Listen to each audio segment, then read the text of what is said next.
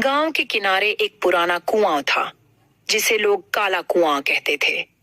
यह कुआं एक भूतिया कहानी से घिरा हुआ था।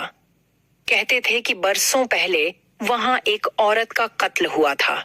उसकी आत्मा अब तक उस कुएं के आसपास भटकती है।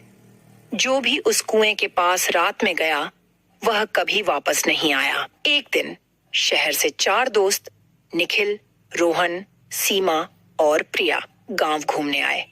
उन्होंने गांव के लोगों से काले कुएं की कहानी सुनी, लेकिन उन्होंने इसे अंधविश्वास मानकर मजाक उड़ाया। निखिल ने कहा, चलो आज रात वहां चलकर देखते हैं कि आखिर वहां क्या है। बाकी दोस्तों ने भी हंसते हुए उसकी बात मान ली। उस रात चांदनी हल्की थी और हवा में एक अजीब सी सर्दी थी। चारों दोस्त काले कुएं के पास पहुंचे। कुएं के चारों ओर घना अंधेरा और सन्नाटा था। अचानक हवा तेज हो गई और पेड़ जोर जोर से हिलने लगे। सीमा ने डरते हुए कहा, हमें यहाँ से वापस चलना चाहिए, लेकिन निखिल ने उसे शांत रहने को कहा। जैसे ही वे कुएं के पास पहुंचे उन्हें लगा कि कुएं से किसी के रोने की आवाज आ रही है। प्रिया ने झांक कर कुएं में देखा, लेकिन कुछ नहीं दिखा। तभी कुएं से एक सफेद साड़ी में लिपटी औरत का चेहरा बाहर आया। उसके बड़े बड़े लाल आंखें और बिखरे बाल देखकर प्रिया जोर से चिल्लाई।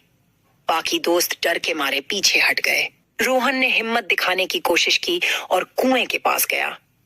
उसने चिल्लाकर पूछा, तुम कौन हो? औरत ने धीमे लेकिन डरावने स्वर में कहा, मैं उस औरत की आत्मा हूं जिसे यहां धोखे से मारकर फेंक दिया गया था। अब मैं हर उस इंसान से बदला लेती हूं जो यहां आता है। यह सुनते ही चारों दोस्तों ने भागने की कोशिश की, लेकिन उनके पैर जमीन से चिपक गए।